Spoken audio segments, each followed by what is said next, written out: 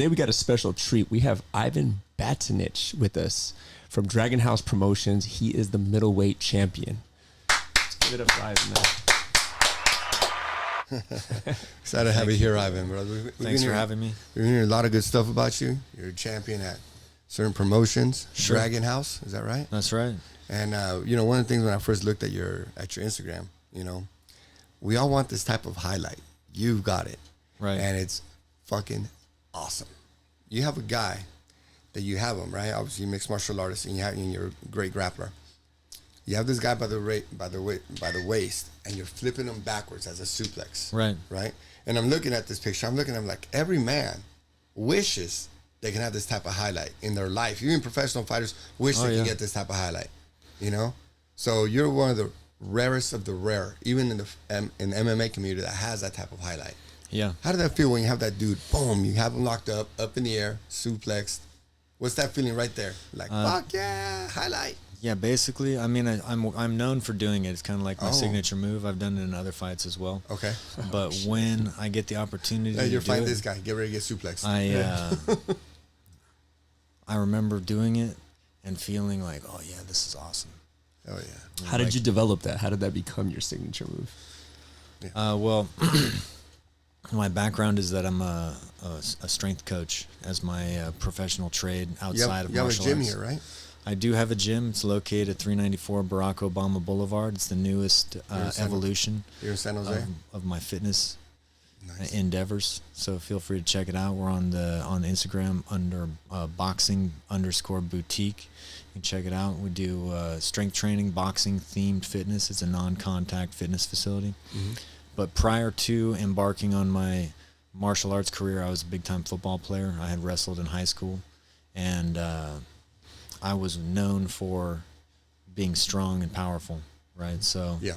that was always kind of my go-to, overpower the guy, pick him up, slam him, and, it's always been in the back of my mind to develop this priceless content. You're getting professional photographers filming, taking photos in the cage, in the match, and what is better than a suplex? So when you developed the suplex, it was like the football helped you develop that move from. Yeah, I mean, there's a high crossover from, say, triple extension exercises, so like clean snatches, kettlebell swings.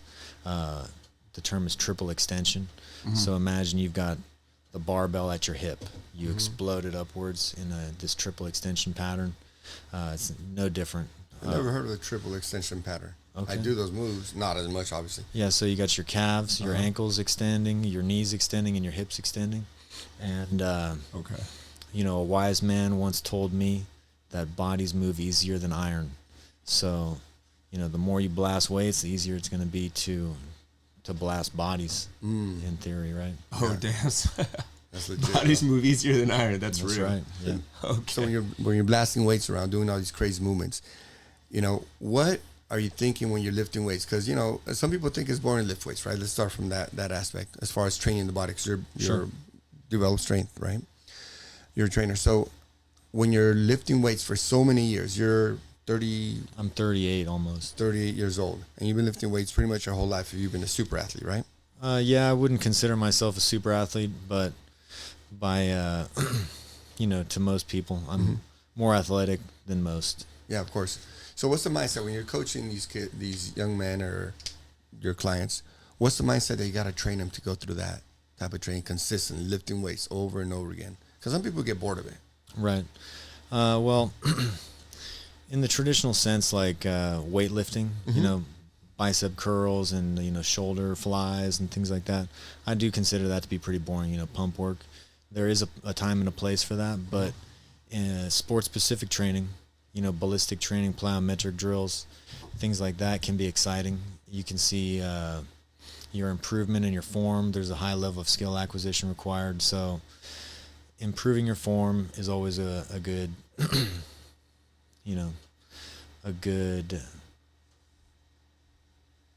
It's just the basics to be able to move the right way and athletically, right? So you as a professional trainer, strength developer, do you still go to seminars? Do you still have coaches that coach you and help you out also? Or is it kind of like you're already a master and you kind of don't need it? How does that work? When I was young, I used to perceive myself more of a master than what I currently perceive myself. Why? I think I had a lot of ego.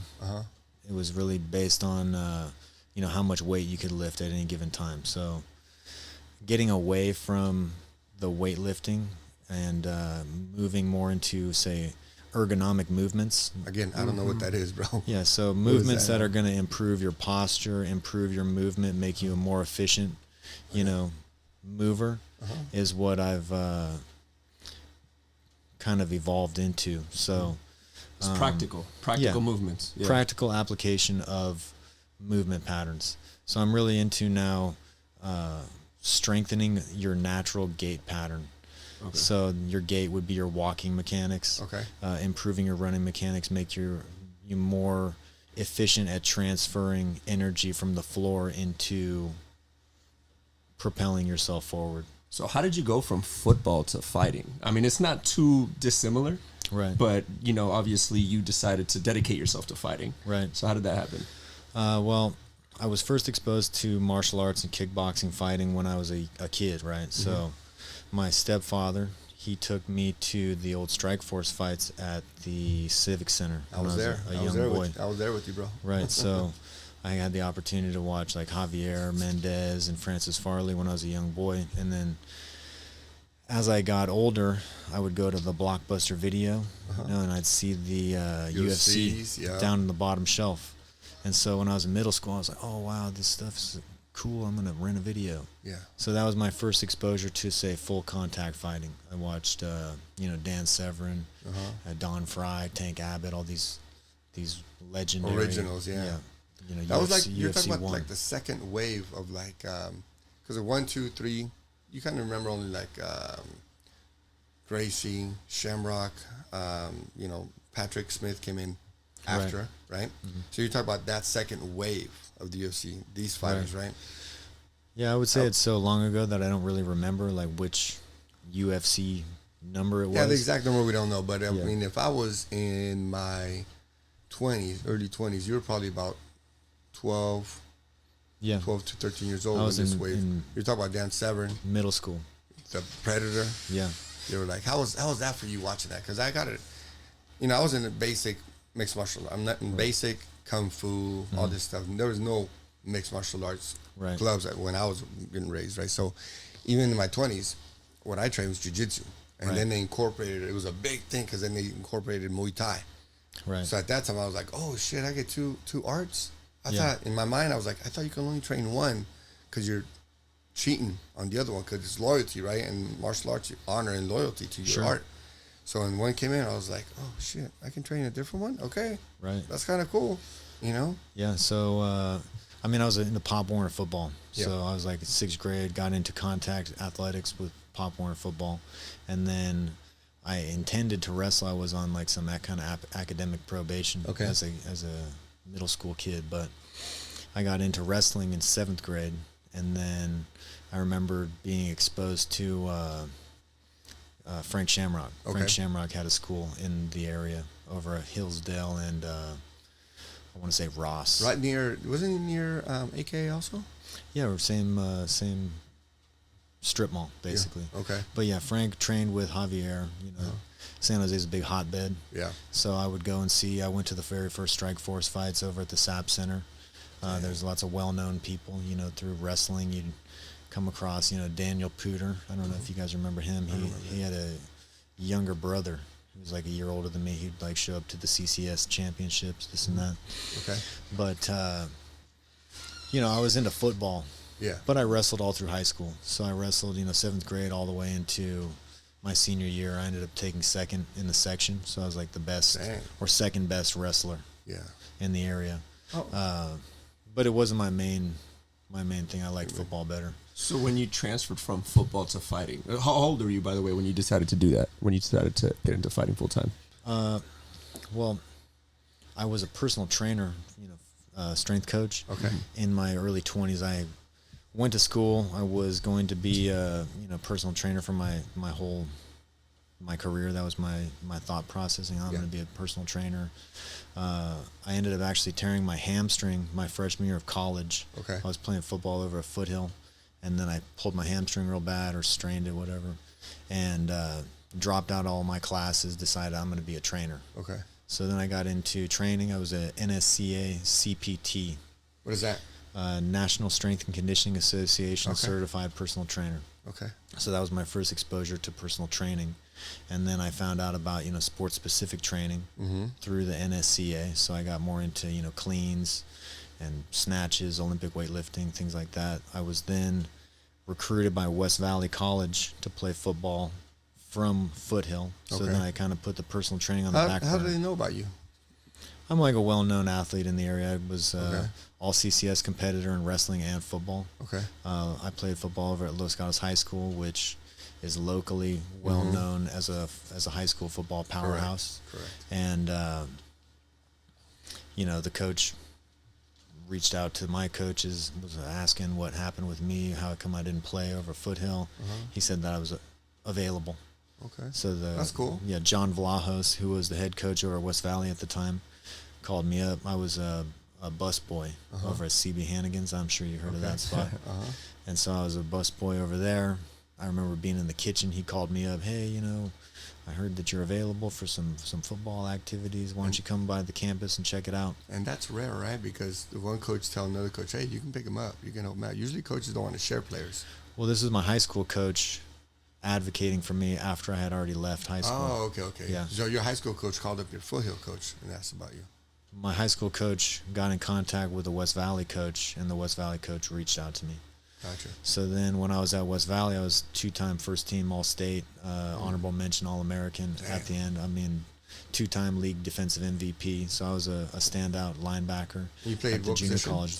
Middle linebacker. Middle linebacker. So Yeah. pretty much the coordinator of the defense, right? Yeah, I remember every year my nose would get all bloody. I had a mullet. I was 20 years old.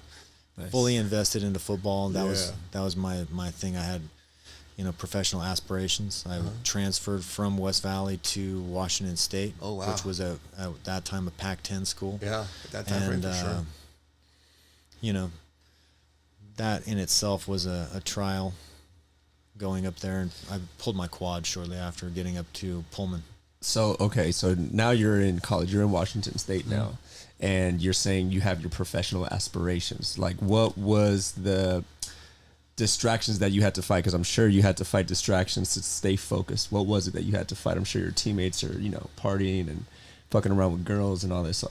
Well, so when I was in junior college, I had like a girlfriend that I lived with at the time. I was like all sprung on my girlfriend. Okay. I had, for lack of a better term, mommy issues. I wanted my girlfriend. I had this whole family ideal that I had set up in my head. Okay. And so she and I ended up living together when I was maybe 18 or 19, moved in, and then we lived together while I played football from 19 to 21 before I went away to school. So my distractions at that level weren't very high because I was so invested into, my relationship, my schooling. I had some requirements to transfer because I was a full-time student for 3 years leaving junior college. So you're supposed to have 75% of a major completed by the time you transfer. Oh, no. So That's a rough one. all of my classes that I took from 18 to 19 weren't transferable because they were shit. like personal training courses. Okay. So then I was taking like double duty classes, summer school, winter session, intersession, 20 units. You're like thinking 20 units. I was going to Yeah. say 20 units, yeah. I was going to San Jose City College, picking up units over there, going to Foothill College, going to De Anza, going to West Valley, Dang. just picking up whatever kind of classes that could transfer that would apply to my major, which at the time was sociology. Okay. So this is obviously before I had the idea to fight, Yeah.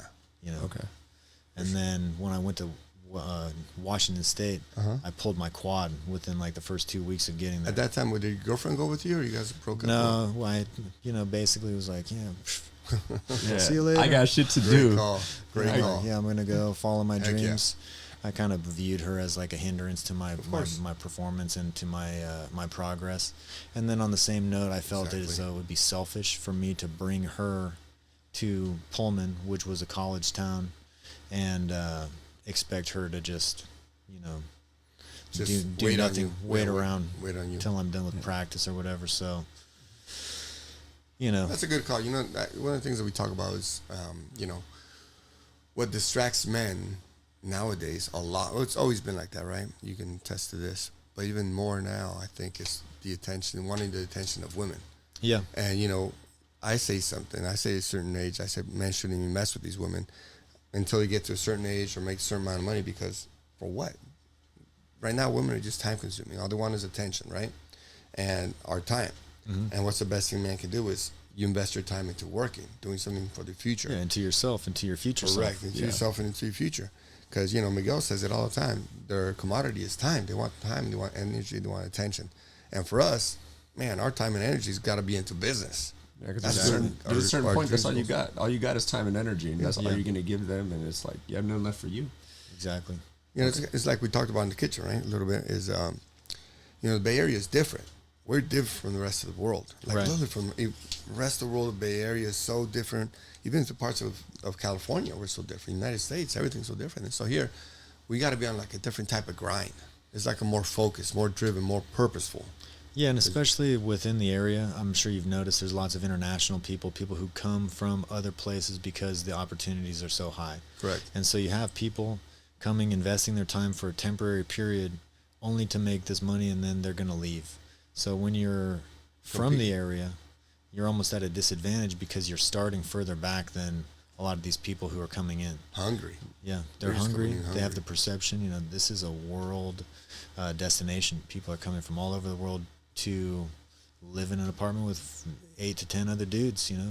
The way you just said it, grind. the way you said it makes me feel like I haven't appreciated the Bay Area as much as I could, and not taken advantage of the opportunities. Even Right. though I've been okay, but not now that you said it, made me think like, oh fuck it, well you've been lazy.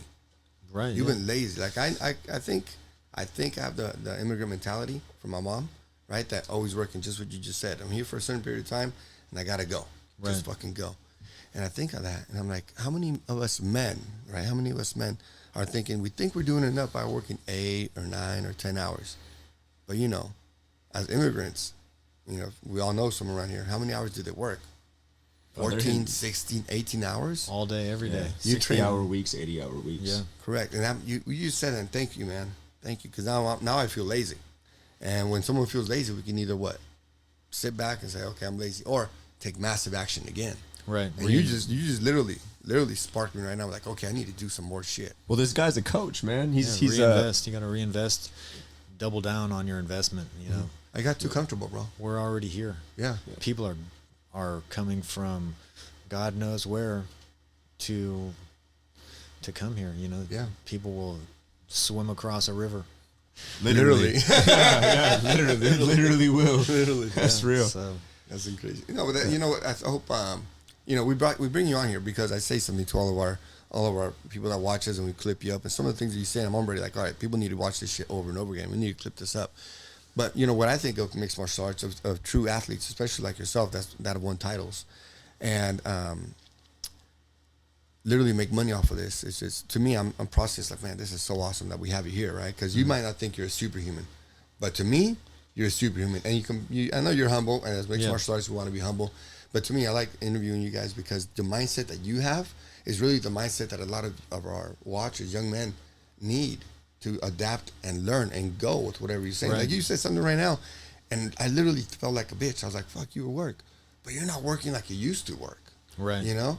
I used to work, bro. I used to work when I was at Sheriff's Department. I used to work 118 hours a week. Like just 18-hour days. You know, we were short staffed, so they'd sign off, cool, work more hours. I was always breaking hours of what we were supposed to do. But to me, I was like, thinking back to that, I'm like, yeah, I did that. I don't have to do it anymore. And I hear you right now, I'm like, oh, fucking little bitch. I just call myself a little fucking bitch. I can go harder. Right. And I hope everyone listens to this stuff, including me, Miguel, you know, that we just work harder on this, you know, because what you said is so accurate. And you don't necessarily need to work harder. You need to work smarter, you know. I say both. Fuck it, I say work both. hard and smart. Yeah, I say Yeah. both, bro. Because you can be, you know, breaking your back for, I mean, what's minimum wage? I don't know what minimum wage is. I don't know either. $18 an hour over here in Not San sure. Jose. Not sure. But imagine you're working your breaking your back for $18 an hour for, say, 10-hour days, you're too exhausted to do anything else after. Yeah. If you can cultivate some kind of side hustle, some kind of side income, something that's more passive, When you talk about the passive, right? No matter what, we always got to work no matter what. Like I have real estate and it's passive income, but it's still work, bro. Everyone thinks that real estate, being landlord, is passive income. These motherfuckers are work. These tenants in and out, and then shit breaks, and then this happens. You got to evict this person, and this tenant got in a fight with this tenant, and now this guy's doing drugs. It's like, man, where are you guys coming from? Damn. Yeah, motherfucker, I got fucking chaos right now. Yeah. I got some guy I don't even know. Just fucking, what do you call it when they just sit in your property? Oh, they're squatting. Squatters. I got a fucking squatter there. Got some squatters, and all of a sudden, he's like, I'm your tenant. I'm like, who the fuck are you? Yeah. He's like, and then I find out he's doing drugs, and find what the other guys told me this guy's doing drugs. They're all doing, what the fuck? That's not good. Now I got a big old mess there. I got to handle it. But, passive income is just more work. Yeah. It's all work. So I believe you are a mindset and fitness coach for men, correct? Correct. Yeah. Okay. And so can you give us an example? And women. Men and women. Men and women. Yeah. Oh, damn. Okay. Everybody. For everyone. That's right. So what is the main bedrock philosophy that you base your mental coaching on? One of the big things that I keep coming back to, at least with my own self, is accountability. Mm-hmm. Am I actually being accountable? And that's been something that I've been struggling with. And consistently, say, reanalyzing my path. Am I being accountable to my future self? Am I respecting the person that I want to be in the future? I have these things like, be the person you admire. Mm-hmm. You have to basically, deconstruct your future self and then adopt the qualities of that person. So Joe Rogan has this saying, right? Act as if this was a movie, right? And you're the hero of your movie. That you remind me of a lot of shit that I used to think of. Pedro, we didn't even put the clock on, Pedro. So he talks about be the hero that you want to be, and you're just saying being accountability. And I'm like, you keep bringing some stuff up, and I'm like, man, maybe I don't know, maybe I'm just a little more open right now. Right. You're like, okay, you're saying shit, and while you're talking, I'm like, I'm fucking up on this, I'm slipping on this, I'm not doing this right. I'm like, okay, I need to get better here. And what do you think about that when you're saying, okay, accountability? What type of vision should every person, man or woman, have for themselves? Well, I can't say what every person should have, but I can kind of,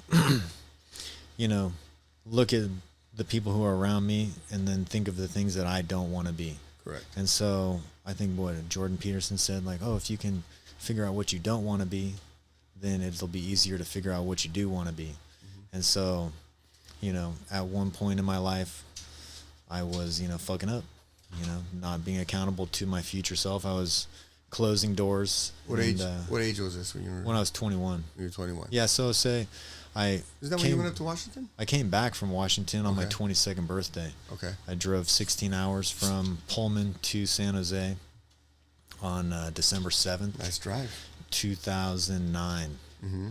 Drove 16 hours, right? Mm-hmm. All straight through. You strike me as someone who is very self-analytical, and I feel like you've been like that your whole life. Would that be correct? I would say I've been kind of isolated for not necessarily any other reason that I have chosen to be.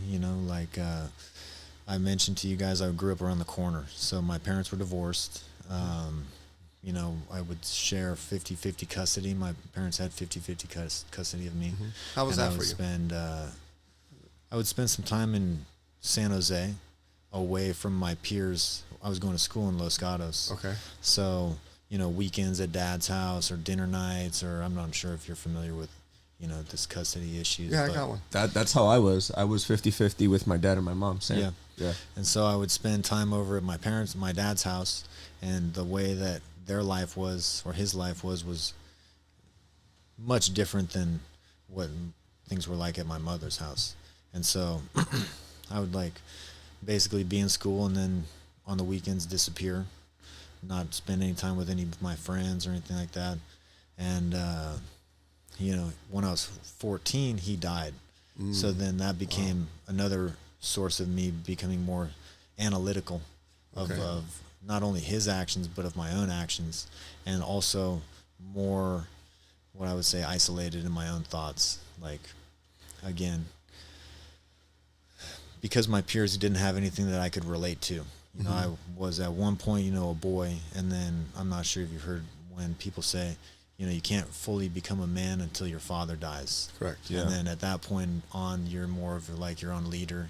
You're making your own decisions for yourself. So at 14, this was my reality. You know, no more father, no more, you know, couldn't be a daddy's boy, go work for my dad, da da da da. And I had this feeling of being like left out, but also having the feeling that it's now on me. Like my decisions and my actions moving forward are going to affect my life. I don't have this fallback. What was his name, if you don't mind me asking? His name was Peter. Peter Batinich. And so when you were like that, when that happened, right, with your pops, and you're thinking back, this is all on me. At age 14, what is that feeling? You know, is it empowering or scary or just like go time?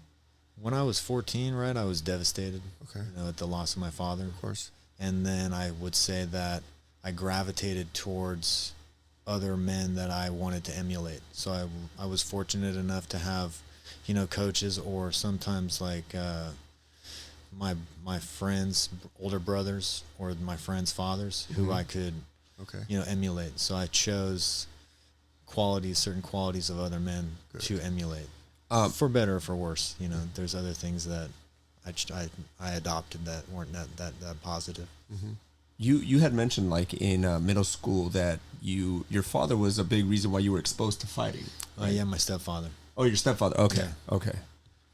So you had more time. So you had more time with him after that, right? Did he try to take you into the gyms, or just stick to wrestling and football? Well, it's an interesting situation because, say, within martial arts, there's lots of people who are gravitated towards it. You know, they're inclined to go watch or be supporters of it. So my stepfather was a real estate broker, or is a real estate broker, and he had a well-known business in the area. It's called South Bay Mortgage. Okay. And his partner, this guy who's actually a director of enforcement for CSAC, his name's Clay Braswell. Okay. And they used to sponsor fights. So South Bay Mortgage used to sponsor fights. And they had a bunch of these guys. If I was going to name drop, we got like Gary Owens, Javier Mendez. You know, there's lots of kickboxers processing loans, working in real estate at the time. So that's how I became exposed to the kickboxing. Wow. So they were sponsoring the fights. So when I was a kid, that's how I got exposed to the martial arts. To the martial arts. That's badass. Now, which coach did you choose to get close to at that time? So if you were around a bunch of coaches or fighters, what were the few fighters that you really got close to? Oh, when I was 14, I got I was really into football. Well, initially I was into wrestling. Okay. Right, more so because I'm not exactly sure why, but we had this coach, a legendary coach over at Los Gatos High School. His name was Butch Catalico. He had like a 36-0 winning streak, unbeaten record. Okay. So we had a bunch of big name guys that passed through Los Gatos as I was coming up. So Jared Allen, he played with the Vikings. Okay. We had this other cat, Trent Edwards, who was a quarterback for Stanford with the Bills, and I really wanted the approval of this coach. So I would be up in the weight room all day, every day, go study game film, be in his office. He had a office setup where we could go look at old highlight tapes of past,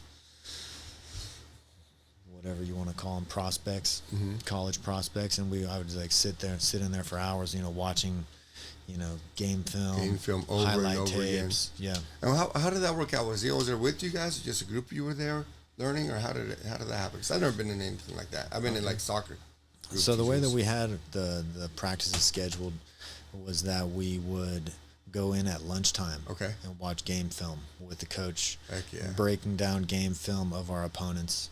And then on Saturday mornings, we'd play on Friday night. Saturday mornings, we'd all go to the room, review the game film, and basically, you're in there every day.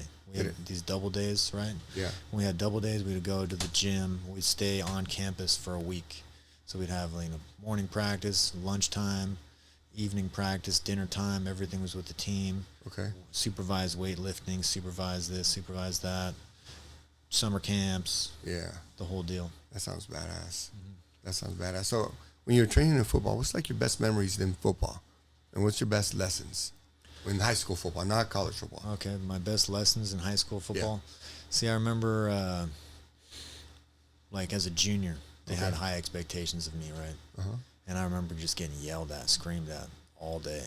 And, you know, it was because they had higher expectations than what I was portraying. And so the evolution that I took on from junior year to senior year was probably my best memory.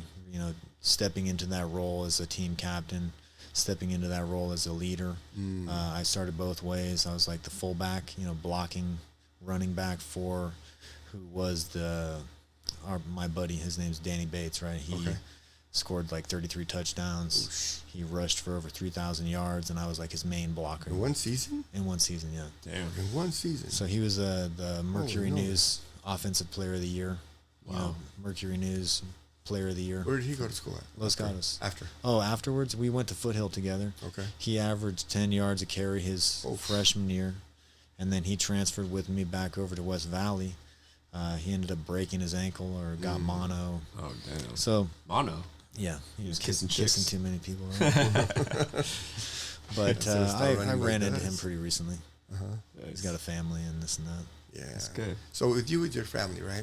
Now that we're talking about family, how do you make that work with your such a busy schedule as far as fighting, training, your business, Right. your wife, your kids?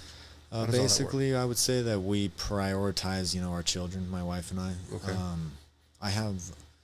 I'm benefited by the schedule that I have adopted. So personal training or fitness is generally before work or after work. So I'll get up, you know, at the crack of dawn before the sun comes out. Especially with fitness, you got to be more consistent than the sun, right? It might be raining one day, but it doesn't matter. You still got to show up, train your clients. The sun's not even out. You're in there training clients. Yeah. So I'm fortunate in that it's before they wake up, before my children wake up, and then oftentimes I'll spend my day with them and then go back to do a double day session, you know, train people in the evening. When I'm fighting, for example, the schedule the schedule for AK is 9:30 or 9 a.m. to about 11. Yeah. So that can create some conflict, but we homeschool the children. And then my wife's schedule, she's you know, well-known local massage therapist. Okay. So she does her work. Her schedule is very consistent, but she starts at noon, and she'll go noon to like 5 or like 3 p.m. to 8 p.m. So generally, because we homeschool the kids, it's she or me with our children. Correct. There's no homeschool, or excuse me, there's no public school, you know, no vaccines. You no, don't want that bullshit. Okay. I don't blame you. That's yeah, perfect. I was gonna ask. So our type of dude. What prompted you to go the homeschool route, and have you homeschooled them the whole time? Yeah, so my son is 7, almost 8. He'll be 8 in October. He's never been to school. You know, he's been to some homeschooling pods. Like we socialize them. They just went to wrestling. We put them into sports, like he did Little League and soccer, soccer. So we do socialize them, but we don't do the school thing. You know, I mean. And what was the reason for that? Like, I mean, there's a bunch of different reasons, but basically, you know, my perception of, you know, normal people is like, you know, they're not that good at anything that they do, and I don't necessarily want them around my kids. You don't want to bring the level of your kids normies. down. Yeah, so NPCs. I think they're below normal. Yeah, NPCs. NPCs, That's what we yeah. say, NPCs. Right. I think they're not even normal people. They're below normal. If you talk about like the history of mankind and how humans used to act the whole time, Right. think about just 20, 30 years ago. Tell us to put a fucking mask on. Go fuck yourself. Right. Now everyone put your mask on. Well, they're gonna tell us to put a mask on. We better start buying. I forget who I was talking to the other day. And I was with my mom. I gave my mom a ride, so when we picked up one of her friends, I don't want to see her name. Now I remember who it was. And she got in the car. She goes, "Did you hear? We're about to put the mask back on." And I was like, "Bitch, you're saying this just to piss me off, girl." You're gonna put the mask back. I was on. like, No, I'm not it's- putting on no fucking it's diaper crazy. on my face. And what's crazy too is it's not just like public school, but also like I feel like at now, not always, but like the universities, like I've met so many people in the past 3 years, I want to say, that for them, everything is, whatever it is, vaccine, Ukraine, everything has to be, gay or trans. Right. And it's like, and they back it up with like, well, this person is, trust the science or whatever they say. Right. And it's like, What science? This is weird. Like without question, Without question. Why do you think that happens with people like that? I'm not exactly sure why people do what they do, and I have kind of stopped giving it thought, but, I see all sorts of things that kind of make my head go sideways, and then as opposed to creating like conflict in these types of situations, I just exempt myself. Just mind your own business. Yeah, just kind of mind my own business, go like, oh, everyone's over there, I'm going to go stand over here. It's all good. I got a quick question. So because you think this way, right? And here in the Bay Area, it's not very common, right? Or if they do think that way, they just keep it to themselves. They don't say anything because they have to censor themselves. They have to comply. Because everyone else, like, this is the train of thought and this is what's normal. Everything is, again, like the trans thing, the Ukraine thing. Like, there's just certain narratives that you have to go with and you have to support, or else people just look at you like you're the worst person in the world. Right. So how did you find, like you mentioned you had a homeschooling pod that you were able to use to socialize your kids. Right. How did you find people that were like-minded with you here in this area? I would say it was just kind of by accident. Huh. Pretty much by accident. Yeah. Okay. So there's a few things locally that are pretty interesting. There's this Middlebrook Gardens over on Race Street and Alameda, in between Alameda and San Carlos. Middlebrook Gardens. Middlebrook Gardens. It's a California native plant garden. Okay. So there's lots of people who are involved there. Again, I don't get into politics with people generally speaking, but they have the same perceptions and same viewpoints on food, nutrition, sustainability, etc. Everyone's awesome. Everyone's just planting their gardens there, right? Or how does that work? Well, what is that? It's pretty interesting because this lady who runs it, her name's Allery Middlebrook. Okay. So she is a plant expert. So she has found a way to create a sustainable garden utilizing California native plants. So everything in the garden allegedly is edible. And so there's a way to plant and regenerate The soil. crops through these planting all practices. year round or what? Yeah, because these plants are native to California. Dang. So there's like this little homeschool pod that we engage in over there.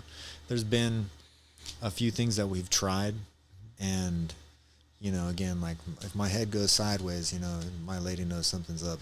Oh, what's he going to talk about this time? Yeah. But generally speaking, we try to find some middle ground on some things, and then again, what are the battles that I'm going to be picking? Right. Pick and choose your battles. Yeah, I mean, like, let's say there's a person. Okay. A person, they, them type of person. Okay. Yeah. Right.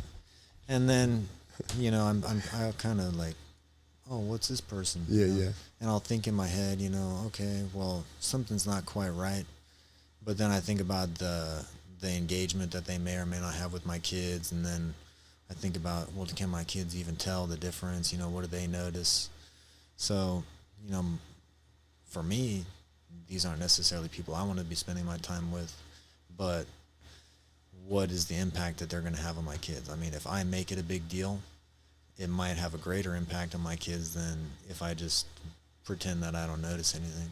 That's actually really smart. You just let them be part of the background. Yeah, just don't even. Yeah. Just part of the show. That's part of the show. Yeah. My kid is in the school system. I hate it, bro. I hate it. For a while, my son's mom was sending him over with like rainbow jackets and pink shirts and all that shit. Right, yeah. Everything they come over, I'd shred it up and rip it up. And I started telling them, hey, blue and red, this is what we are. Boys, I've always been dressing in blue or red, solid colors. And then he goes, yeah, okay.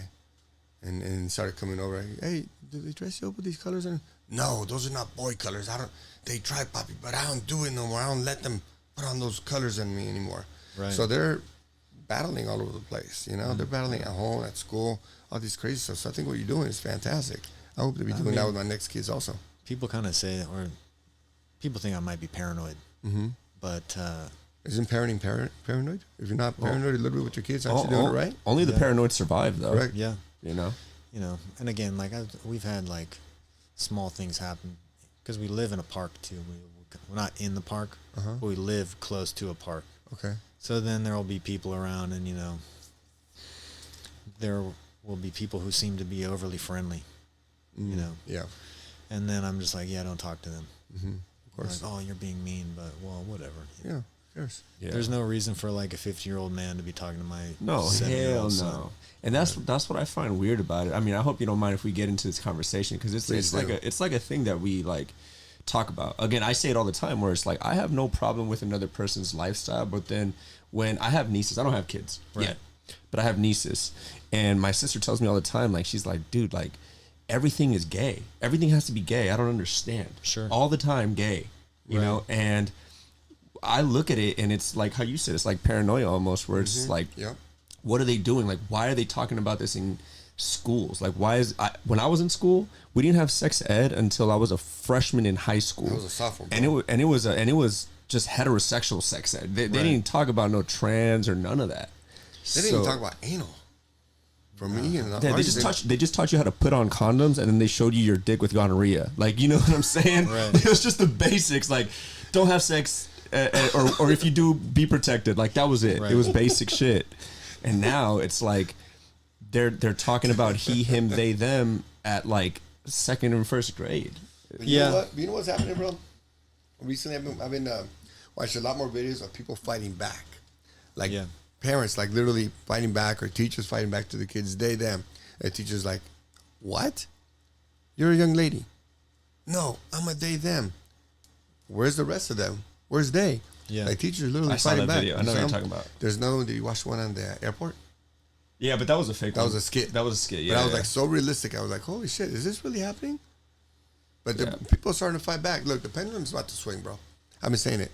You push that hard, it's just balance. It's yin and yang. It always happens, right? Yeah. It just always happens. So I'm glad everything's coming back. I think you're doing the perfect thing. I don't give a shit if people say you're paranoid. I'm going to be doing the same thing with my next set of kids also. And I like the stance you take too, because you allow people to be themselves. Like, whatever. All right, you want to do your thing. You want to, color your hair blue and say you're multiple people, right? Sure. Instead of she or he or you're them. Okay, cool. But you're going to play the background, and I'm not even going to engage. And I admire that. Yeah, like my thing is I'm not trying to offend anybody. Right. I don't want anybody to have hurt feelings. Right. But, we can just agree to disagree. Exactly. There's just stay with safe spaces, and there's places that aren't for everybody to go. I'm not going to take my kids to the strip club. I'm not going to take my kids over to drag queen story time. I'm not going to do any do of that. Do they have that here in California too? I know they have it all over the country. They have it here too. Yeah, of course. What the fuck? Man. Of course. Fucking madness, bro. What type of parents are these? That's child abuse, bro. But you know what? What's crazy? I have I recently met a young lady, the same person I talked to you about, right? Because I have a second job. I work on the weekends at a wine store, nice. Okay. right? And so usually I'm not exposed to these kinds of people. Whenever I meet people, it's usually people that have same ideals as me to a certain degree, right? So, but being at this wine store, I'm meeting all types of people, and one of the young ladies I work with, she is hyper like this, like again, college educated, just. This is what she's about, and everyone has to be about it. Everything has to be that way. And it's kind of crazy because I've never I just started paying attention to it. I don't engage it, but it's like little things where it's like there's another Colombian friend that I have that works there. We speak Spanish all the time. She's like, oh, I want to learn. So we engage with her. Oh, okay, cool. You want to learn Spanish? We teach her Spanish. But in Spanish, there are words that have a feminine and a masculine to it. It's it ends in an O or it ends in an A. And she's like, why? And it's like, oh, that's just how the language is. And she's like, that's so dumb. Why would you do? And like, she just made a big deal about it. And I was just like, everything has to be about that. Correct. It's kind of crazy. But I think that's, like I said, I think it's coming to an end. Like us right here, we're all sick of this shit. I was sick of it when I first heard of it. I was like, what are you talking about?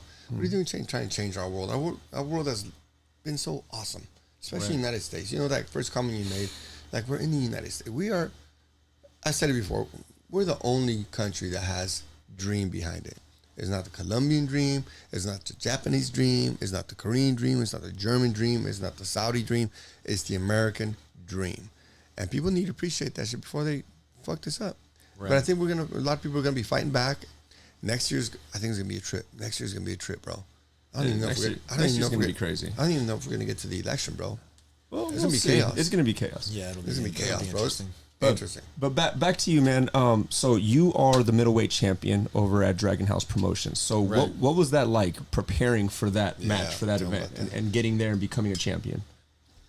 I would say that it's the accumulation of a lifetime of effort, the championship.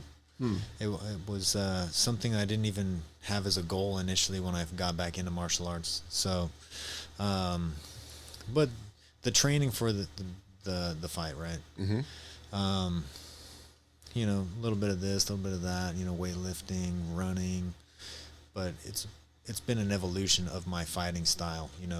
I had to use all the skills that I've been developing over the last 10 years. I work daily with Clint Coronel when I'm into my training. He was recently on the podcast. Shout out to my boy Clint. So, we developed a game plan. I executed it. In my perception, I could have been more dominant in the fight, right? The guy that I fought, he's real good. I'm not to take anything away from him, but I could have finished him in the first round. I could have finished him in the second round. I could have finished him in the third round. Why didn't you? Did you want to just go long? You want to get those minutes in, or what happened? I'm just having too much fun. Yeah. I don't want it to end. Yeah. And so I've heard that before. Like when he fights with me, he never finishes me off. He just fucks with me the whole time. Yeah. He's got quick hands. This guy. Quick hands, bro. Yeah, so, I had my very first MMA fight with Dragon House in maybe 2011. 2011 is when I had my first amateur fight with Dragon House. And then I injured my eye, had a orbital blowout, maybe at the beginning of 2012. Or Did it fall out? No, I had basically your orbit, the bones behind your eyeball are very fragile. So my eyeball got hit inwards into my skull. The bones on the bottom edge of my eye split open and then closed on my muscle at the bottom of my eye. Holy so I had shit, dude. a crooked eye. You painted a picture there. Yeah, so my eyes were crooked. I had double vision, that wouldn't correct itself. Yeah. I went to the doctor. They're like, hey, you need to have surgery immediately. So I got this surgery, and my eye looked horrible, right? Okay. Worst thing you ever think. Like, you think that surgery is going to fix you. The surgery is worse than the actual injury. How long did that last? I was put on the injured reserve, right, for 6 months. They're like, don't do anything where you can get hit in your eye for 6 months. So that 6 months turned into about 4 years. Oh, shit. So then I didn't get back into martial arts until 2016. Dang. Yeah, Wait, 2016. And why did that turn into 4 years? Were you still fighting?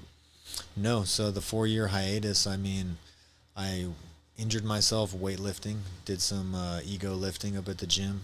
I remember I blasted my eye, sat around, for weeks, and then watched a Mark Bell video where he was like, yeah, fuck you, fuck your elbow, da-da-da-da. And then I went to the gym, and I was like, yeah, I'm going to deadlift. I'm going to deadlift 500 pounds today. You're fired up. And then, so then I walked basically off the couch, didn't do a good warm-up, didn't do what I was supposed to do, as a smart person. You went heavy right away? Not right away. I did like 135, 225, 315, 405. Damn, bro. Bam, threw on 455. Oh, shit. Hit 455. Bam, it flew up. I was real strong when I was younger. I'm still pretty strong. My nickname's I Be Strong, right? Okay. So I deadlifted the 455 for a single. Bam, went to do it again. Halfway up my shins, my back busted. Boom. Busted my back. And then, I fell on the ground. Where are you alone, or are there people around? I was inside of a gym. I was inside this place called NorCal Functional Fitness. It's over on McGlincy, off of McGlincy over there, Foreman Drive, 529 Foreman Drive. I was training clients over there. So it's a gym full of personal trainers. Okay. So, in front of all my peers, all these people, looking at me, bam, snapped my back, busted my back, fell on the ground. It wasn't that serious. I didn't go to the doctor, but I was kind of walking sideways for quite some time. Okay. I decided, I'm going to deadlift 500 pounds, rebuild my strength. And so I built my strength back up to 500-pound deadlift, and I was like, bam, I'm strong enough, ready to go back to AKA. Okay. So I was in there sparring Luke Rockhold, helping him get prepared for some fight. And then I tackled him into the wall. Bam, smacked my head first into this padded wall and fucked up my neck. And so then my arm... What year was that? This is in 2012. Damn. So in 2012, I hurt my arm, or maybe 2013 at this point. Hurt my arm. I had, hurt my nerves in my neck. I hurt my neck. Damn. And so I had atrophy in my arm, tremendous pain. My arm was basically unusable. My tricep couldn't activate. Oh, it's not firing? Yeah. Holy shit. So I was like, man, fuck fighting. I'm done with that shit. Okay. And then I just opened this gym in maybe July 2014. Okay. 4,400 square foot strength and conditioning Nice. facility. So we catered to strongman athletes, power lifters, Olympic weightlifters, and then I was like the sports specific coach expert. And so we also rented space to, personal trainers, this and that. And that's part of my detour away from being an active competitor in mixed martial arts. Yeah, and that's the same gym you still have right now? No, so I had that gym from 2014 to July 2019. So July 2014 to July 2019, we signed a 5-year lease. Why'd you close that? Being a gym owner is very oppressive, and then also having it be a one-man show like that. Yeah. I was waking up in the morning, training clients from 5:30 to about 10 in the morning. Okay. Then going to AKA, doing my martial arts training, coming back, and then training clients till 8 p.m. So, damn, that's I heavy. was no family time at all, no interacting with my lady, no children. And so I decided, want to change this up? Might as well change it up a little bit. So my lease came to a term, and then I decided, I'm going to go on hiatus from being a gym owner. I was fortunate in that I was able to take my morning clients to other gyms. I went to One Republic Fitness, which is over on San Carlos. It's now closed. And then started doing some stuff over at Dark Horse towards the end of 2019. Oh, I've been there. San Jose. Yeah, that's at 92 North Almaden. Right there by San Pedro Market. That place is badass. I like that place. It's cool. Dark and scary. Quick question. So your tricep wasn't firing, right? You said your tricep wasn't firing. So what did you do to get that back going? I didn't do anything. I just took a tremendous amount of time off. And so from my understanding with now the knowledge that I have, if you have this axial compression, right, say you herniate a disc in your neck, you're not supposed to load it or do anything overhead or load your traps, your axis, this axial compression, for like maybe 6 months to a year. Wow. So maybe July 2014 is when I opened the gym. I had already been, struggling with this issue for quite some time. Okay. Towards the end of 2015 is when I started exercising seriously again, because I had I got sick of my own excuses. Okay. So I decided, enough was enough. What was the spark plug? What did it? What'd you hear? What was in your mindset? You're like, let's go. I just kind of looked in the mirror one day and I was like, nah, fool, you're being a fucking little bitch. Okay. This is not the life that you deserve. You're not supposed to be fat. You're not supposed to be all doughy. Isn't that word like being a little bitch? Doesn't that spark something in this? Like when I get mad at myself, you give me a little bitch right now. Yeah. That little bitch thing is like, that little bitch voice is like, gets you. Yeah, no, 100%. And then it goes back to what you were saying. It's accountability, because most people don't want to be honest with themselves, so they won't say that to themselves, especially when they need it done. Because, I could have been rehabbing myself, doing these postural drills, being in the gym, training around my injury the entire time.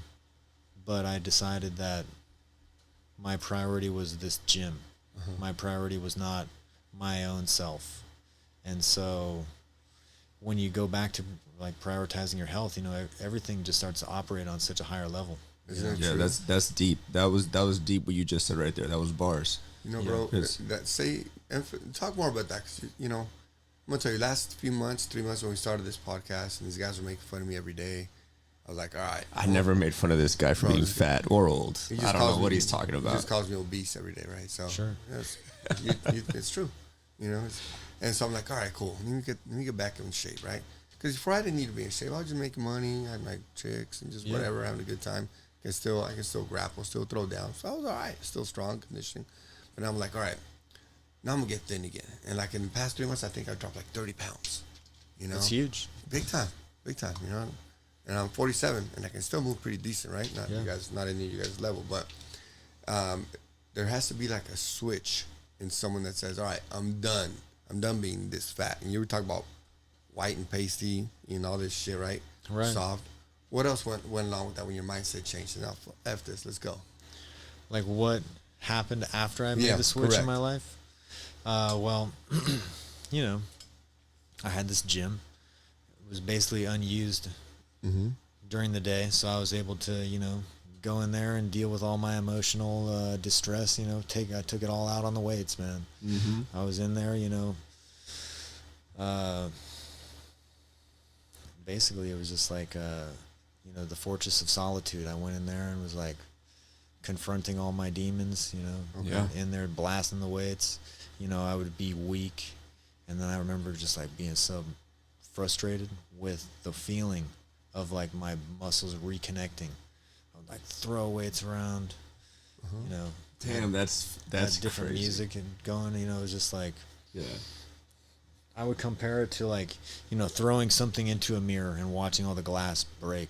You know, I was breaking out of this mold I had created for myself. Yeah. Was it like a little pity party that you had for yourself, or what was That's it? what I was in. Yeah. I was in a pity party. I was using my self-limiting beliefs to hold me back. You had a vision of yourself that you've created, and then it manifested as your physical self, and that's what you were breaking down. Right. Yeah. So I came up with these sayings like, you know, be the person you admire. You realize your potential. You know, these things that are not even really that catchy, but they're very powerful. You know, Yeah. realize your potential. Be I'd the wake hero. up in the morning, and I remember I was bouncing. I was a bouncer at the time. I still am, but so I'll do that too. So that's like a little side hustle that I have. But you know, my gym wasn't making money. I was in there, you know, spinning my wheels. I had lots of, you know, refurbishments that I was going through. So, you know, it was a 4,400 square foot dilapidated old Korean market. So, I mean, I'm not sure if you're familiar with the stereotype, but basically the guy didn't do too much to improve the infrastructure. the aesthetic of Correct. the building. You know, there was lots of responsibility, and I just kind of got tired of hearing, you know, oh, my own excuses. Oh, well, if this building was better, I would be doing better. Yeah. If I had more clients, people would be doing better. If the gym was nicer, more people would come. Blah blah blah. And I was like, nah, fuck that. Let's go. That's awesome. dude. Who are you gonna rely on? Myself. Because Yeah. we all, like they say That's- it on the Instagram, right? They say you all started from the bottom. Show me your bottom. Yeah. Show me your bottom. And that's what's going through my mind right now. We're like, all right, you were down here. And he said, let's go. Time to go time. Show me your Right. bottom. So do you think that was your bottom, or did he have another bottom? I think I've touched the bottom many times. Me too. I was just gonna say that. So you seem to have had many valleys and peaks in your life, like Yeah. many up and down, up and down, up and down, and it seems to be sort of a pattern. But do you ever feel because of that? Because again, we were speaking how now you're doing not just physical coaching but mental coaching for men and women. Do you feel that all of those things kind of gave you a purpose to be doing what you're doing now, to like give this wisdom to other people? Yeah. I mean, when I think of my journey and my path, you know, I think of how I wasn't optimizing myself. Like my nutrition wasn't always the best. I've engaged in, you know, self-limiting and self-destructive behaviors that have put me back, you know, what I would consider years in where I shouldn't be. You know? Like if I think about myself objectively, I'm a white guy, I'm good looking, you know, relatively tall, from Los Gatos. Yeah, you have everything, bro. I have a You family speak, who you speak loves well. me. You think Yeah, wise. yeah. You have Yeah, morals. What's ethics. the issue? What's the deal? Yeah. Yeah. Oh, well, I'm not being accountable. Yeah. There have been times in my life where I've let my own perception of myself overcome what I really am.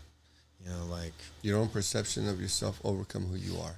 Is there so again, like I mentioned before, I see you're very self-analytical, but also being self-analytical, I'm assuming you seeked out, like you knew something was wrong, so you were seeking out answers.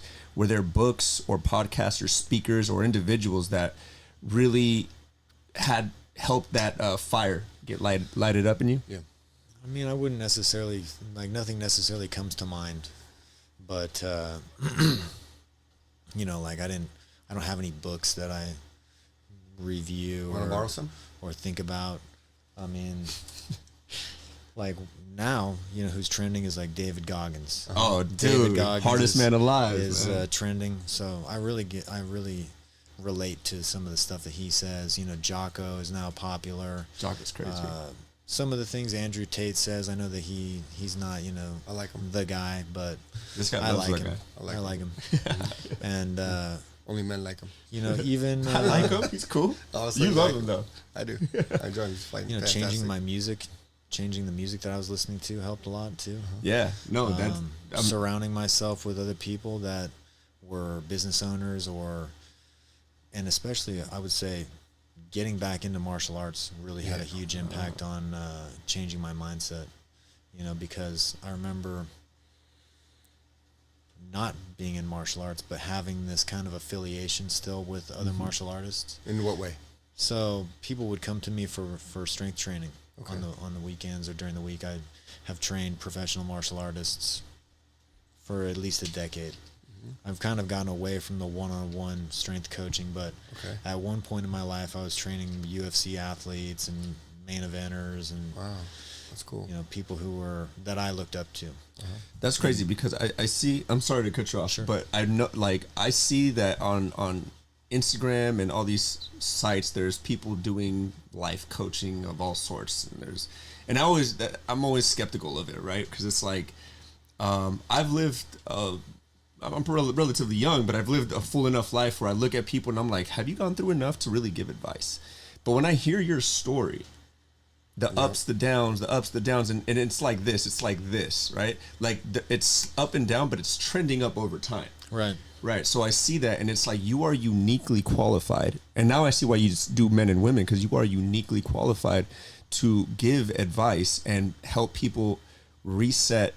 And like you said, you know, the perception they have of themselves, because Right. that's where it starts, right? Yeah. Yeah. I mean, you know, I'm sure that you've had people in your life that you perceived as friends, but they would enable your negative behavior. Oh yeah. Everyone I grew up with, all of them. I used to be a criminal by trade. Yeah, there you go. Like I did illegal shit for a living for like 10 years. That was, the people around me did not help. Right. And so, you know, basically, like, if you can, because I was thinking about it just the other day. It's like, who do I interact with on a friendly level? Like, if I was going to have a barbecue, who am I going to invite over? Yeah. Nobody. I'm not inviting anybody over. Dang. Who would I call if I was having, you know, a crisis? I better go see a priest or something. I need to go get a therapist or something. Talk to Jesus, boy. I don't know. You know. I don't have any friends anymore. But, you know. Yeah. No, but I'm sure that's also a big reason why you have made your family the center of your life, the centerpiece of your life. You have all these things going on.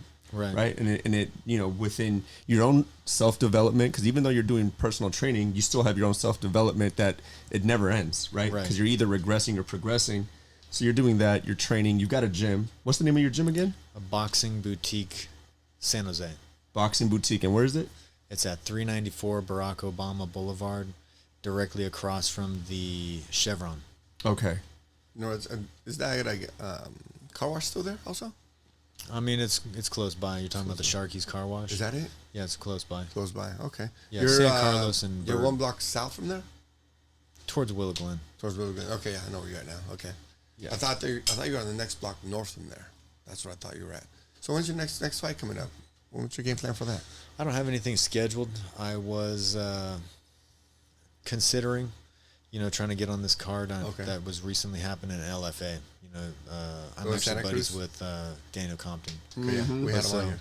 Yeah, so I was. That's a trying to get crazy on that man, show. bro. That's Oh, a bad yeah. dude. Yeah. That motherfucker's Yeah. bad. He's sick, bro. It's fucking hilarious.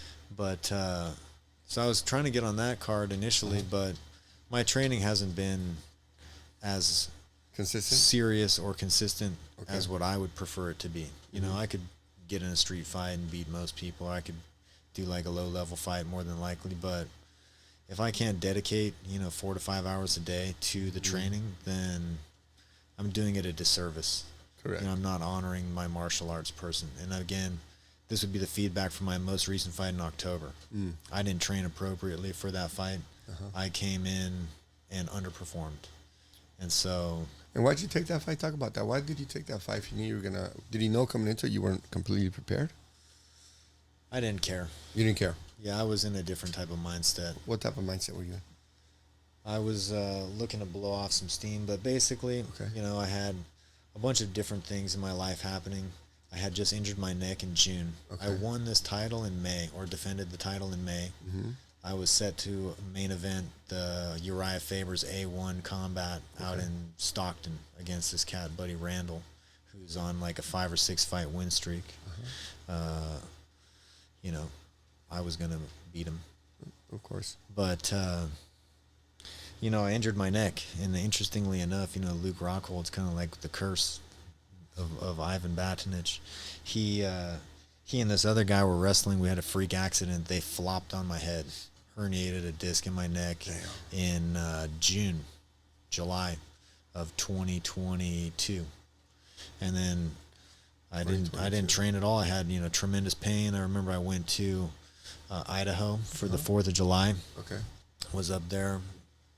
My neck was throbbing. My arm was throbbing. I had this tremendous pain. With no relief in sight. It's just there. No, and then my arm started feeling better, and I was like, fuck it, I'm going to go. Face your fears, live your dreams. Yeah. And I was Face your fears, presented live your dreams. with this opportunity to fight this guy. His name's Torres Finney. He's undefeated. And again, like, if you lose to an undefeated guy, that's okay. Okay. It's not that bad to lose to someone who's never been beaten. Okay. So I took the fight on short notice. That's just a law in fighting. That's just in my perception. Okay. He's a highly touted prospect. We had a featured fight. It was on Jorge Masvidal's Icon Fights. Okay. Another UFC Fight Pass card. It was my first opportunity to fight on UFC Fight Pass. We went to Georgia. Okay. I took Clint Coronel and Daniel Compton with me. Nice. And One of the best in the game. I went to hit that home run, and then unfortunately I struck out 3 times. At the beginning of each round, I went for the home run, missed, bam, got put on. I didn't get put on my back necessarily, but I got wrestled and then pinned against the cage. Everybody booed. Boring ass fight. Boring ass fight. Everybody if you watch the fight, I don't get hurt. The guy didn't want to strike with me. He didn't want to engage on the feet. He didn't ground and pound nothing. He was just holding you down. No, he didn't really ground and pound me. Didn't do much. We got in a hand fight. I got pinned up against the cage. I remember, who's this one? Mayhem Miller. Do you remember that guy? Yeah, of course. Mayhem Miller fought Jake Shields on the Affliction show way back. Yeah. And Jake Shields held him up against the cage. Boring. And everybody booed. Yeah. And I mean, I did lose. So. But it was, maybe he lost more because no one was fucking excited about him. You know what Dana does? Dana doesn't like these fucking, I like wrestlers, right? But you got to be able to put a motherfucker out. Yeah. He doesn't like people just hold. It's kind of like a Mayweather way of fighting, no? Like it's just like a Mayweather's tactical way different. to get the points You know and what just Mayweather's win the match. Correct. When boxing and Mayweather is different, right? Because you know what you're going to get out of Mayweather. Out of MMA, you know you got to get people to explode on each other. You got to get dirty. Or else who wants to watch that shit? Right. As much as I admire wrestling, I like that shit, jiu-jitsu, I don't want to see just 2 people holding each other down. Yeah. I appreciate the talent. When we're in there, me and you would grapple, we'd probably be doing matched up pretty fairly because I like to grapple, right? You wear me out. But at first we'd be okay. And we'd enjoy it because we like the grappling. Yeah. But as far as me watching the shit in a real whooping motherfuckers event, I'd be like, come on, motherfuckers. Yeah, what are you doing? Yeah, do this shit in the gym, and I'll appreciate it. But out here, I'm expecting an ass whooping. So when someone grapples like that, even, like I said, Dana White's like, nah, I'm not doing it. Yeah. Right. Like Kobe Covington. Kobe Covington, one of the best fighters around. But he was just wrestling motherfuckers, and Dana White was like, cut him. Yeah. It got to be exciting. So, So for better or for worse, but it kind of just got some of the stagnation out. I mean, I hadn't fought since. Did it feel good even to lose? I mean, It felt good to be there. There it you felt go. good That's to what be I there. wanted to say. It felt good to change up my life a little bit. Did it get shakes out of you to start doing more stuff again? What did that result happen after you went into battle after that fight? What happened right when I got back? I got right back into training. I was right back into training. I did some follow-up stuff related to my neck issue that I had. Okay. I was diagnosed with having degenerated discs Ooh. in my neck. The doctor that I talked to over at Valley Medical over here, they're like, if your symptoms didn't go away, we would have done a dual disc replacement on your neck. With the C1, C2?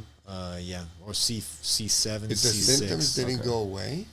Yeah, so say if you get like, bam, crazy whiplash or something like that, and you have pain and numbness and atrophy in your arm that doesn't subside, and this had been, say June to November, where I had the follow-up.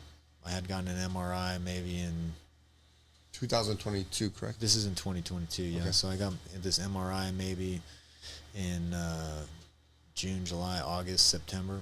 I got the MRI, did some follow-up with the specialist in November, and they said,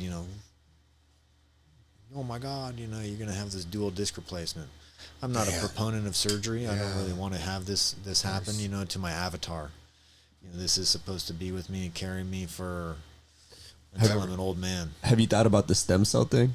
There's that place in Tijuana. Yeah, I heard about that. Yeah. I haven't done much research or anything about it. A lot of people are loving it. But I have seen some other specialists. So I saw another spine specialist. He said that the MRI that I got was too old to give me an accurate assessment of my neck. Okay. And then I saw another specialist, and they said the curvature and muscularity and things related to my neck, they would feel confident in me getting back in the cage. Oh wow. So since that point, since having that meeting, I've been looking to realign my lifestyle so that I can get back into training. Nice. When you plan on doing that type of treatment, and when you ideally in an ideal world, when do you want to be back in the cage? In the most ideal world? Yeah. What month is it? We're talking about September. Damn, already. I mean, if I could realign things, I'd be looking for something in November. I would like to defend the title that I have over here in Dragon House. Get at least one more. And then... so you're talking about this November? If things line up appropriately. Like, I am in shape. Okay. I am strong. I have been training. My prerequisites that I set for myself, I can do them. Like, I don't know if you're familiar with, like, a Turkish get-up. Yeah. Yeah, so I'll be like, okay, Turkish get-up, 32 kilos, 10 times each side. Damn.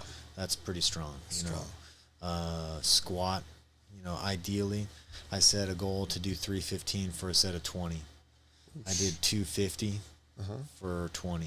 Okay. And that's substantially strong in my perspective. If I can deadlift, 400 pounds or something like that, there's not what I would consider a huge transfer, crossover from those weightlifting movements into mixed martial arts. But to me, that would give me confidence to, embark on this training camp. Because the training camp is where you're most likely to get injured more than the fight. And your body's already ready to go. When I feel like strength wise, I can do that. Like, say, I can run from downtown Los Gatos all the way up to Lexington, and then pump up 3 paddle boards. I don't know if you've ever pumped up a paddle board with the hand pump. Yeah. That shit's a motherfucker. Yeah, that is a motherfucker. So if you right can run those 5 miles and then pump up the paddle board, you're in good ass shape. When do you plan on retiring from fighting? Never. This other cat asked me that, and I said I'll fight till I'm fucking dead. There you go. Damn, turning dust into there octagon. There you go. That's right. I respect it, bro. Because I mean, I like it. Hypothetically speaking, or even metaphorically speaking, you're never going to stop fighting. There's always going to be other fights. And then also, interestingly enough, with these professional bouts, if I find another old guy, or if say I blow up as my influencer status, and get somebody else to go fight, YouTube or social media, marketing, etc. if I find the right person who can promote a fight, I mean, Mike Rashid. I don't know if you guys know who he is. No. Mike Rashid came to my gym shortly after opening it. He's part of the Iron Addicts crew, C.T. Fletcher. Yeah. So he's this jacked guy. And he got into boxing. So he's like, yeah, Mike Rashid. I held pads for him out in the front of my gym. But he got into professional boxing as a way to legitimize his persona. Mm-hmm. Yeah. I'm already a pro fighter. I'm already a champion. Are you talking about that guy that has a big ass lats? Yeah, he's huge. His back is all tattooed up. Probably, yeah. He just does pull-ups like him. Mike Rashid, Mike King Rashid. Is that man? If you Google him, he's famous. Okay. Yeah, in the influencer. Was he the guy who was talking about getting in the fight with Tito Ortiz in the ring? I don't think That so. same guy? No, okay. Yeah, probably not. They were going back and forth with Tito. Okay. Yeah, so, well, that's badass, bro. I like that shit. How many more influencers do you think you have around you that can grow together? Like, you have that guy from CT. Oh, he's not. He and I aren't affiliated. He just happened to come by the gym at one point. Oh, but that's cool. That's free promo. Yeah. So he did it. This is years and years ago. But when I think about these people, what's separating them from me? Not much. Not much, bro. Just you have to be proactive in your own success. Correct. You got to be posting every day. You've got to get yourself out there. You've got to get the content. You got to get the clips with the subtitles. Get a few gold bars. Yeah. Drop them. Just put that work in. It's like anything That's else, what's up, man. man. It's just like anything else. Get the right amount of engagement. Get people to, offend a few people here and there. Yeah. Yeah. It's always fun to offend. Earlier this week, I got called homophobic on Twitter. I didn't even. You are. Yeah, no, I'm not. I'm genuinely not. Well, homophobic literally means scared of gay people. That's what a phobia is. But there was this video because I do style consultations, right? It's like guys that are here and people have a bunch of money, but they just walk around. They don't look like it. Right. I'll help them, right? And so there was a video on Twitter, and it was just like this dude that was overdoing it, like just his whole way of doing it was very feminine. And I just replied, I was like, "Hey fellas, like I have a free style guide." Yeah. I was like, "Hey fellas, you can look good without being gay about it." And I just pointed it down. I linked the style guide, and people liked it. And then some dude with like 80,000 followers was like, "You don't have to be homophobic and this, that, and that." I was like, "Dude, perfect. What did I say that is homophobic? Like, what did I say that is homophobic?" And then he just said, "Don't play coy. You know what you did. I'm no longer talking to you." So just basically shut down, because I literally was going to have a conversation about it. Yeah. Shut down the conversation. Yeah. I mean, I think that it all helps to develop your niche. If you have conflict, I mean, not everybody's for everybody. So no, that's real. You can't get too upset. I mean, I didn't get upset. I've been labeled as being homophobic too. Yeah, I didn't get upset. I made a video about it, and it was just like a perfect moment where I can take it, and it was like you could flip it into content where it's look, this is what I'm doing, and this is what I'm about, and I'm not homophobic. I think that's what he wanted. He said, "I'm not going to give this guy no content." He said, "I'm not talking to you anymore." No, well, he tried to be smart because he sent like a summary, like a whole paragraph. Because all I said was, how was that homophobic? Yeah. And he sent a whole paragraph, but he ended it with, "I'm not talking to you. I'm not entertaining this." Because it was not a very like intelligent answer that he said. Because all I would have said was, homophobia means I'm literally scared of gay people. I'm not scared of gay people. I'm not scared of anybody, of course. But just like how you're pandering to your left and your virtue signaling, I'm also here marketing to people who want to look good but don't want to be gay about it. That's just want to be it. And it applies the same way. I'm doing exactly what you're doing right now. But just being manly about it. Yeah. What do you think is crippling people as far as for being more manly? I see you doing. What do you think is crippling men from being more manly? Because I see you doing a lot of things that we already believe in. What do you think? What is crippling men from being more manly? Correct. Because he's saying like, "Oh, what you saying is homophobic." Where's that coming from, and what's really stopping a lot of men from going forward? Being man, that we respect. Man is a very broad term because you can be manly but not necessarily have these hyper masculine qualities. Like you don't have to fight to be manly. You don't have to, fix things and necessarily to be manly. I mean, all these things help. Mm-hmm. I think that those are pretty much prerequisites, for, to be masculine. But, I think that a man, is true to his word, tells the truth. Like I said, follows through, is honest. Yeah. Correct. is introspective. Protective of his family. Yeah. Very Yeah. important. And I mean, there's lots of ways to go about being protective. And what do you think is pussifying the people? The men. What's pussifying them? Yeah. I think that society in general has made immediate gratification, really easy to come by. I think that there's been a lack of skill development, skill acquisition. People aren't necessarily into trades. Like I said, Yep. Fixing things is really beneficial and useful. I think that Correct. the more useful that you are, the more manly you're perceived to be. If you can change a tire, if you can become resourceful, if you can't change a tire, can you find the person who can change the tire? If you can't paint the house, or if you don't have time to paint the house, can you find the people who can do that? I think being resourceful, I think, being handy, relatively speaking. But, what kind of man are we talking about? Because, like, if, say, at one point in my life, being a hyper masculine person was what I perceived as being manly.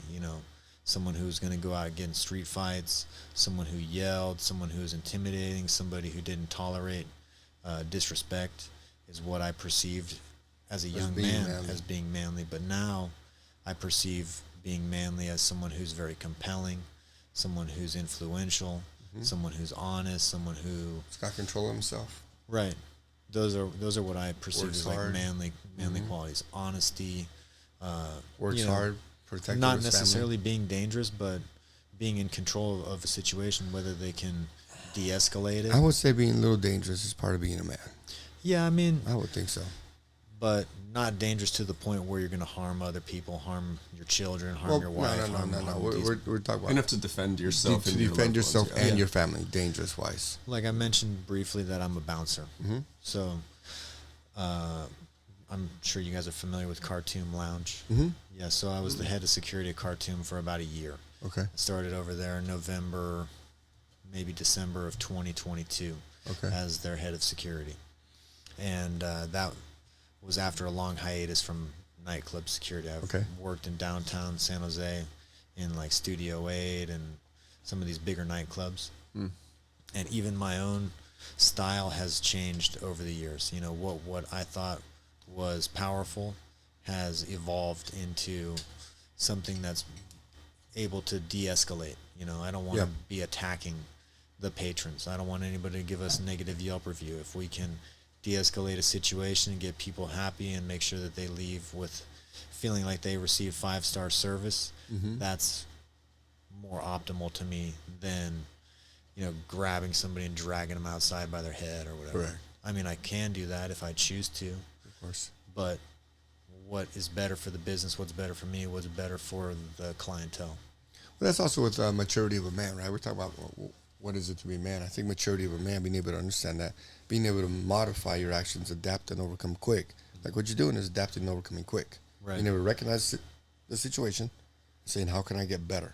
Right. And that's one of the things I think men are forgetting to do, to just think, and how can we be better every day, every moment? Can I get better? Can I do better? Can I do better? Yeah. And, you talk about a few things this evening, which I really appreciate, bro. But that's one thing right there, being able to modify quick. And I get it. And with that, I'm like, can we modify, learn a little bit quicker as men? That's one of the talents I think that men are missing. Being able to learn from the situation, adapt, and change our ways quick. Because what we talk about is, we're in the Bay Area. Everything's changing quick. And the quicker we change, modify, and adapt and take action, the more profitable and happier we're going to be. To me, life is not really about happiness. To me, it's about being in peace and being productive. If we have some joy and fun in there with our boys, sure, awesome. Yeah. For me, life is about being respectable. Am I exuding the qualities of a person that I respect? Like you said, complacency. Complacency is a curse. Yeah. Stagnation is the enemy of progress. If you can't improve yourself and improve the standing of others around you, that's what I would consider to be feminine. Yeah. Waiting for somebody else to change your circumstance. I agree. That's powerful. Pedro, can you throw on some clips? Let me get his opinion on some of these fighter clips. These are all for our fighter here. All right, let's check it out. Turn that volume up, Pedro, por favor.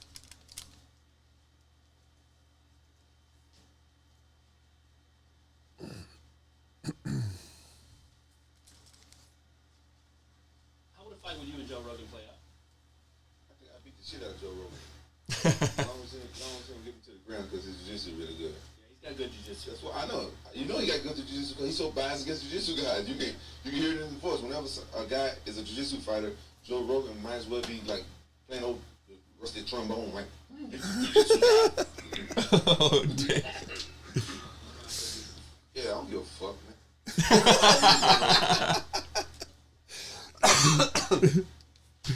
That's funny. What is it about old Rampage talking about jiu-jitsu players like that? Well, so Rampage is one of my favorites. Me and, too, bro. Love that guy. When I think about jiu-jitsu, like I'm known as a grappler, I'm Okay. known as a jiu-jitsu guy, but my perception of it is not what I want to be. Correct. I want to be like a monster, like pick the dude up and slam him down on his head, knock him out through a power bomb, knock him out through a suplex.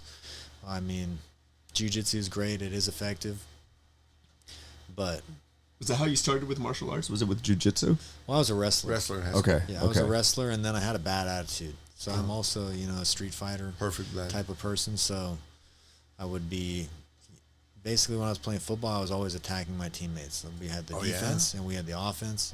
And if you were on offense in practice, if you were a lineman, You're lighting them up. oh, I'm fucking you up. I used to get into fights with my teammates all the time.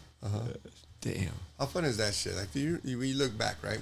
And it's different when you fight with your teammates fighting on the street, right? Because, like, your teammate, you're like, I'm going to fuck you up today, but after practice, we'll be cool, Did you get over that quick, or did you hold a grudge? I mean, anytime, any place. If they wanted more in the locker room, I'll give it to them. Give it to them on the field. That's if you a want more in the savage. locker room, we'll give it to you after. See, we fought on the soccer field, right? But soccer is not as tough as football, right? So I remember we fought on the soccer field, and after that was done, we got up, we started practicing. You're like, all right, you got me, I got you, whatever. Yeah. It was just fun. Who won? Who fuck knows? We fuck just put it on each other. You know who he reminds me a lot of? Me, No, fitness wise. definitely not. No, of Chris. He reminds me a lot of Chris because you are very family centric, but and you're a very down to earth guy. You're very chill, but you can just tell you have an intensity about you that you will fuck somebody up. And we have a friend, Chris, who is who competed in the Olympics Taekwondo. He was. I don't know what year it was. Yeah, he was number 23 in the world and competed for the Philippines at one point. But your energy is a lot like his. Like, you're chill, you're cool, you're about your family. You don't mind your business. Or you mind your business, let other people do theirs. But when the time comes, the time's there. And I mean, I haven't really gotten into any type of fisticuffs, like anything On the street? in quite some time. Okay, cool. Yeah.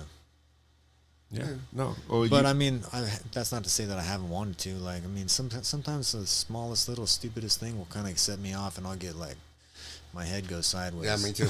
Me too. And I'm just like, there's cameras here. Right. Yeah, but See, I was a cop when there wasn't any cameras, bro. Dude, it was something different. Like something so oh different. yeah. Tell us more. I can't. don't I'll say tell you. I'll tell you off It's camera. an ex-cop and an ex-criminal. That's pretty crazy, right? That's our podcast right there, bro.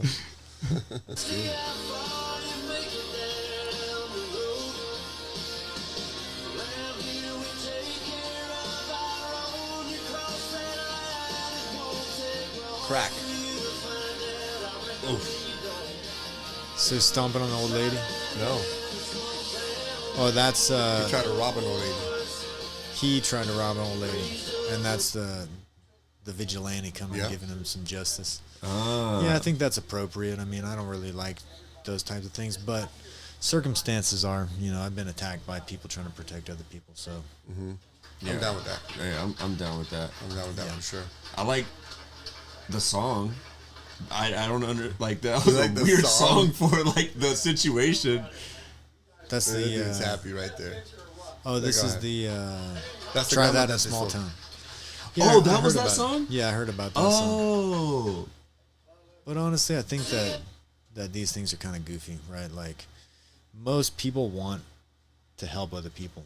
Yeah. Most people aren't going to be violent and hurt people. They don't want to see an old lady getting Well thrown now, on the ground. bro, when That's crazy. when their violence appears, you're like, what am I gonna help this guy for? What am I gonna help this person for?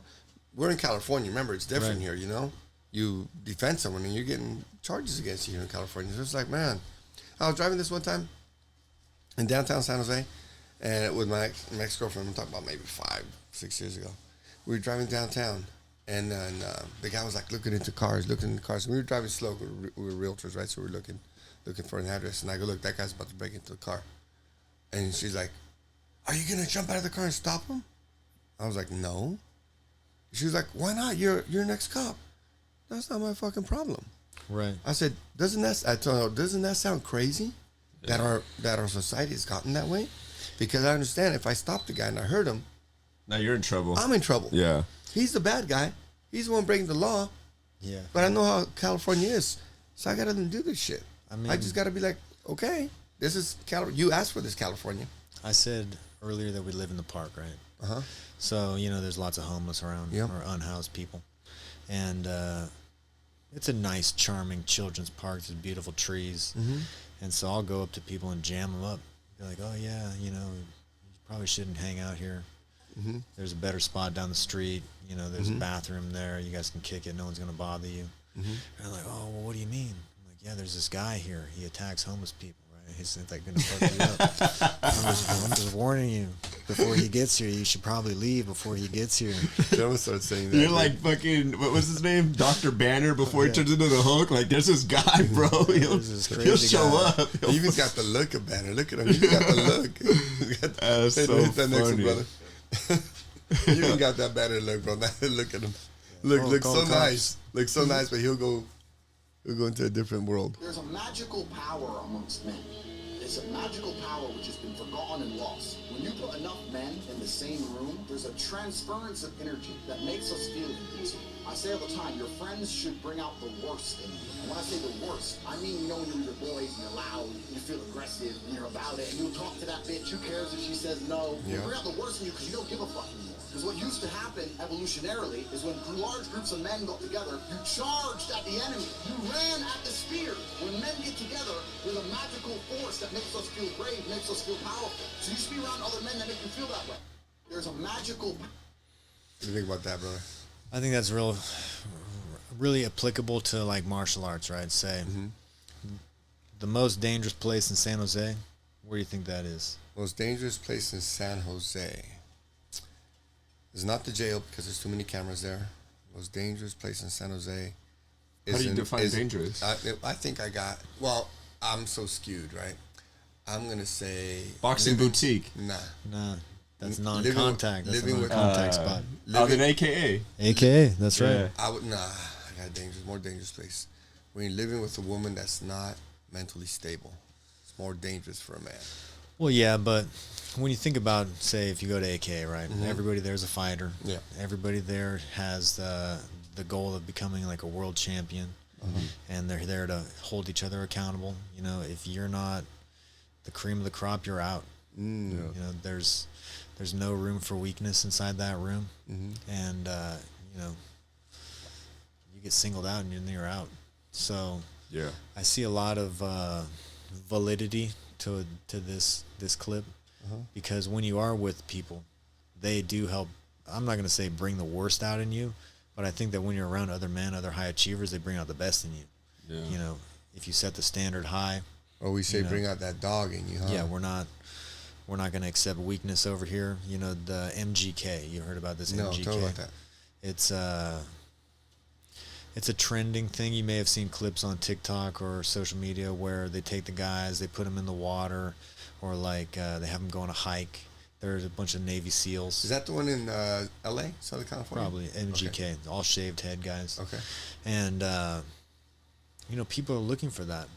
People to that type of challenge. Call out that weakness. You know, help them confront their weakness. Give them the option to be strong. And so what do you tell the people that have never been, this is a question I ask all martial artists, what do you tell young men or men that have never stepped in the gym, into a boxing gym, stepped on some mats, never done any type of martial arts? What do you tell those type of men? What do I tell them? Yeah. You know, You don't talk to them? Yeah, I know. But no, but what would you tell them as a speaking, I would say, recommendation? like, it's never too late to start. Yeah. You know, What are they gonna learn? You don't have to get beat up. Yeah. You can go there and learn. What if? All right, let me give you skill development. Let me give you a specific situation. Right, let's say someone is your age, but unlike you, they had a very horrible relationship with a horrible woman that took everything from him and just stomped his heart out. And now he's looking for that change in his life. So 70-80% of men. Yeah. 78%. That's actually very common, right? Yeah, so like 78%. that person, let's say that person specifically, what would you advise that person? Well, one person comes to mind in particular. Okay. I'm not going to name names. John. But this individual was married, and then his wife, right, had children with another man prior to them getting together. And then While they were pregnant, I was like, she and him split up, and then she found a new man pretty much right away. They all did. And I was there, you know, shortly after when he was going through this experience. And so I would tell him, you know, to be positive, you know, focus on yourself, you know, just keep getting fit. The more fit you get, the more strong you get, the more productive that you are, the better person you're going to attract in the future. And, you know, it's like I said, it's never too late to start, and we're all going to have hiccups along the way. You can't fire yourself. Yeah. You just got to get back to work. Like, disregard, be forgiving, you know, of yourself for being weak. Disregard and forgive yourself for your slip-ups, because you can do better tomorrow. Well, and also, you know, that famous word that we say, stop being a little bitch. Yeah. Right? Like, you said some shit today that it flipped my mind back to what it used to be. I'm like, all right, I'm going to just grind harder. And so, thank you for that, for reals. Like, You're welcome. You said some shit, bro, and I was like, oh, fuck, I'm acting like a little bitch. Yeah. I can do more. You are a true philosopher. So like back in the day, right? Back in, you know, the Roman, the Greek days, like in those days, the warrior days, a person became a philosopher because they had to go through multiple levels of life. They had to one, become a warrior. Then after, if they survive war, they become a scholar. Then after that, they become, they actually go through becoming something in the government. Right. And then after that, if they go through all that, they become a philosopher because they've gone through these stages and they understand the human condition. I feel like you've had a similar experience. Like you seem to have had all compressed. Yeah. Right? You've had many experiences and you've somehow managed to understand certain things. And it's really cool. Like I mentioned earlier, like there's not a lot of people that I'd say would be qualified to be like a life coach or a mental fitness coach. A fitness coach, yeah, but like adding that mental part of it is, I think, is really tough. But you, I think, are uniquely qualified in the fact that, again, you've had so many ups and downs, but overall, your trajectory is going up because you understand what it is. That's legit, bro. And you're Thank you. That's legit. Let me put a second on that because Miggy's right. The way we were watching you, if you like, you said three things that already, I'm like, oh man, it's fucking right. Holy shit. For someone to fucking shock my brain the way you did tonight, it's fucking hard, bro. Because look at this shit. I read these fucking books. I go to seminars. I've been going to seminars since my teenage 20s. And I'm like, holy shit, this motherfucker's fucking telling me some shit. If you were to clip up some of the shit that you say, some of what things that you say in like a, I don't know, serious manner, you get some fucking shitload more views, bro. Like a lot of people would fucking follow you more, a lot more. I'm telling you. That's the point. That's why we're here.